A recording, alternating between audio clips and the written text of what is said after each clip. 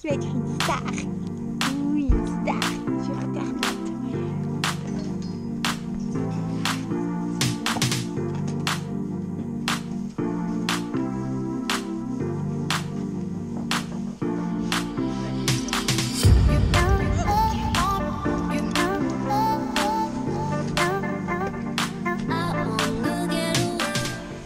On va voir dans ce vidéo aujourd'hui les symptômes sur les chevaux, sur différents chevaux, pour vous montrer ce que vous pouvez regarder si la selle elle va ou ne va pas. Et sur Nina, on peut voir qu'il y a déjà un tout petit peu des poils blancs. Après les poils blancs, ça n'a pas toujours une indication, en tout cas pas toute seule, parce qu'on voit bien que dans tout son corps, en fait, il y a de petits poils blancs partout. Ce n'est pas forcément un des symptômes, mais on les prend très au sérieux. L'autre chose qu'on regarde, c'est qu'en fait, elle a un tout petit peu des tensions dans son épaule. Alors là, on peut voir, ça fait des vagues. Vous pouvez carrément les sentir, hein, c'est les tendons qui se sont activés. Ce qui nous fait un peu penser qu'elle est probablement un peu bloquée dans l'épaule et que son corps, il compense après et tient les épaules en arrière parce qu'elle ne peut plus s'équilibrer et elle va raccourcir les pas. Et du coup, on peut voir que c'est comme des ficelles en fait qui tiennent après le cheval en arrière. Ça peut aussi être en combinaison avec le travail, qu'elle ne s'est pas redressée et du coup les épaules ne sont pas libres pour équilibrer l'animal. Et ça peut aussi être la selle par contre, que la selle elle empêche que l'épaule elle puisse partir tranquillement sous la selle.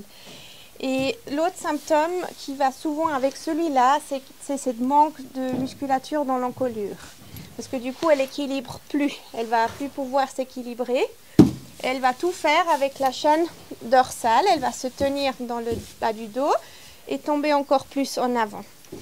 On peut aussi voir qu'on a un petit manque là dans le fameux trapèze, qui est en fait un muscle très grand. En fait, il fait toute cette partie-là en dessous de l'os là de l'épaule, et son job c'est de retenir l'épaule et relâcher l'épaule. Et quand il y a une pression ou une gêne, ce muscle il part, il est au chômage, il ne travaille pas.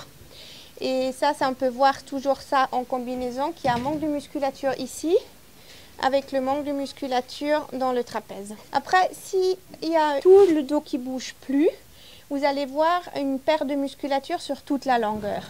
Chez elle, c'est très léger, hein, c'est plutôt bien. Mais on peut voir qu'il y a un changement de couleur ici, qui peut aussi être signe pour un frottement ou une pression. Pour elle, aujourd'hui, on va essayer une nouvelle selle. Alors, on ne va pas voir la selle qu'elle a parce qu'elle est adaptée déjà. Là, ce que je regarde, si cette selle, elle va aller ou pas. Déjà, en premier temps, est-ce que l'angle de l'arçon, est-ce qu'il est parallèle à l'épaule? C'est le gabarit du cheval, hein. Et est-ce que le départ de l'arçon qui est là, vous voyez les vis, où il y a la matellature qui commence, c'est normalement le départ de l'arçon, que ça c'est plus haut que le garrot, que ça ne vous tombe pas dans l'épaule. Et là on peut voir qu'en fait cet angle elle est un tout petit peu large, mais on verra après comment elle passe.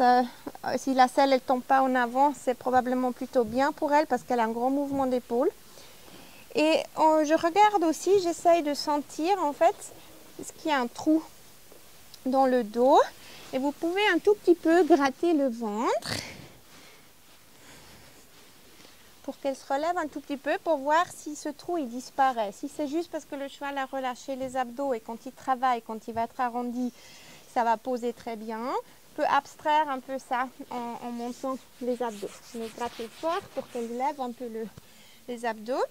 Et en fait, avec cette selle, ce qui va m'inquiéter, c'est la longueur, parce que c'est un cheval qui est extrêmement compact. Du coup, les lombaires, ils vont être forcément sous la selle. On ne peut pas avoir une selle qui est plus courte que ça. Et du coup, le danger, c'est que quand elle veut lever le dos, que ça l'embête et que la selle, elle va faire ça. Parce que chaque fois qu'elle lève le dos, hop, la selle, elle part en avant et va bloquer les épaules. Du coup, pour elle, ce qui va être important, c'est qu'on déroule la selle du dos pour qu'on puisse éviter ce problème, qu'il y a une marge pour elle de lever le dos correctement sans qu'elle déséquilibre la selle toute seule. Voilà. après, ce que je regarde aussi, en fait, c'est qu'au niveau équilibre. Alors la selle là en statique, elle est plutôt équilibrée. Si je pousse devant, derrière, elle reste à sa place. Quand elle lève le dos, elle se lève plutôt plat. Alors je pense qu'au niveau équilibre, on est pas mal, mais ça c'est en statique. En mouvement, elle va jeter la selle en avant à cause de cette histoire des lombaires. Il faut un peu de marge ici.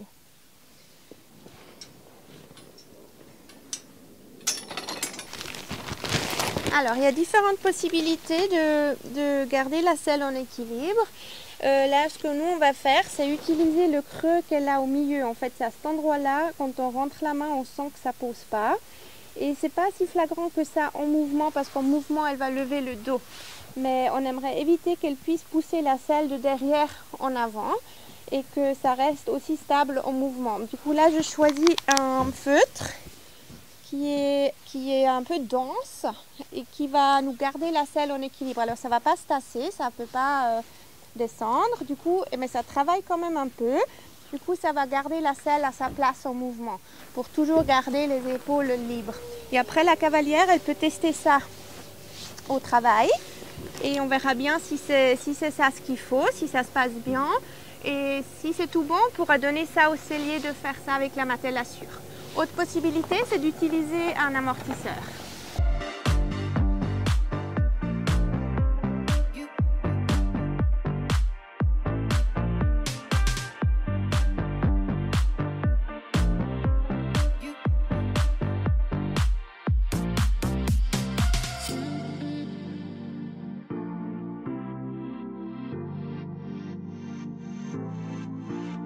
On mettrait la musique.